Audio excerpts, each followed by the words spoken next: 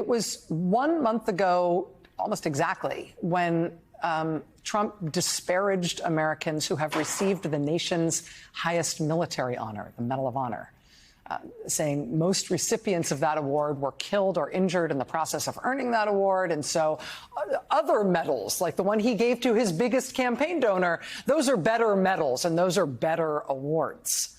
Just an astonishing thing for anybody in American public life to say, even anybody in private life to say, let alone somebody who is a former president and wants to be president again. Just an astonishingly offensive and ignorant remark against Americans who are literally the most decorated military heroes in our nation. Only 10 days later, his campaign staff physically shoved an employee at Arlington National Cemetery when she tried to stop Trump and his team from filming political campaign videos at Arlington, which you are not allowed to do for all the obvious reasons, not just because it's the rules, but because it's obviously the only decent thing to do. In short order, after those two things, one of the headline primetime speakers from Trump's nominating convention did a 2-hour gushing interview with a prominent Holocaust denier. And Trump's running mate nevertheless decided to go ahead with his own appearances with that RNC speaker. I mean, each of those things is sort of astonishing for any presidential candidate, for any political campaigner of any kind, honestly, for anybody in American public life. Any one of those things would be such an astonishing scandal to drag with you into whatever else you wanted to do next in your life. But those three things in quick succession are what Trump brought with him into the first and potentially his only debate with Vice President Kamala Harris. And that debate was a disaster for him. It was a debacle. ABC Ipsos polling shows Vice President Kamala Harris winning that debate against Trump by an astonishing 22-point margin. On the crucial issue of the economy alone, just on the economy, post-debate polling shows Kamala Harris pulling ahead of and away from Trump in terms of who the country trusts the most on the economy. That's just one of the metrics that has gone completely south for Trump following that disastrous debate. National polling of the presidential race also started consistently showing Vice President Harris beating former President Trump. And since that terrible debate performance, his campaign and his campaign appearances have been just shambolic. He said after the debate that ABC, the host of the debate, should have its broadcast license revoked. He regularly threatens this now against any media outlet that airs anything that he does not like. He said that after the debate, his opponent must have had magic earrings on at the debate that somehow fed her the right answers in that debate.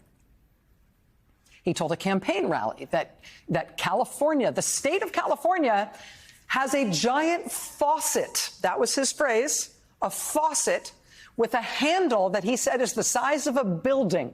It's such a big faucet with such a big handle that it takes a whole day to turn the faucet on or off. And he said that faucet, which he has invented, that is how California dumps all of Canada's water into the sea. And when he's president, that faucet won't turn the water into the sea anymore. What are you talking about? He invited a musical artist named Nicky Jam to join him on stage at another rally. He said, "You know Nicky, she's hot." Nicky Jam then joined former President Trump on stage and surprised him very much by being a man. Trump brought an outspoken bigot and 9/11 conspiracy theorist to the 9/11 commemoration in Lower Manhattan.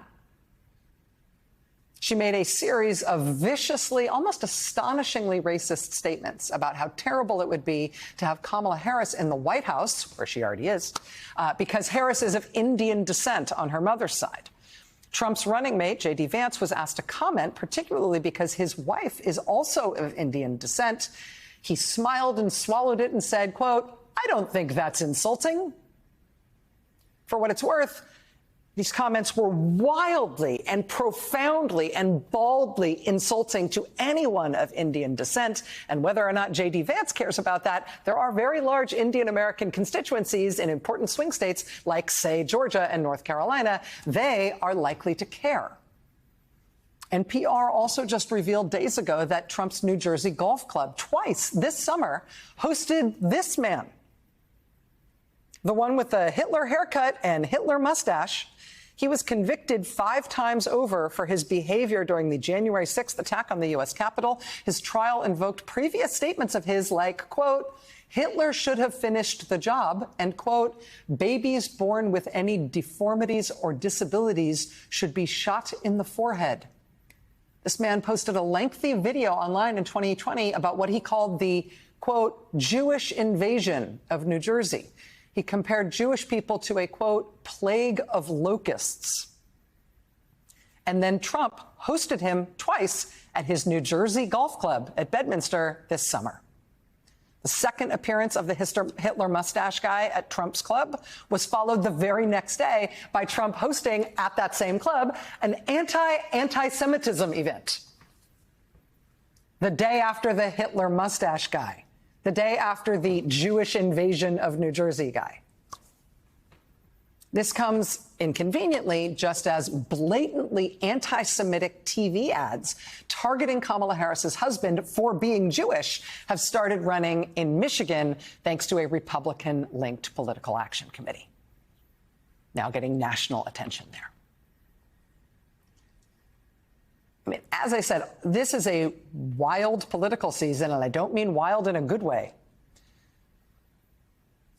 But Trump has, over the last few days, effectively stopped coverage of almost all of those things that I just described. And he has done so by making such fantastically outrageous and racist and dangerous false claims about Haitian immigrants that just about everybody, understandably, feels compelled to stop what they're doing and prioritize coverage and condemnation of this truly awful, consequential, bad thing instead of whatever else they might have wanted to report or discuss about how the campaign is going and what the American people ought to understand about the stakes in this election.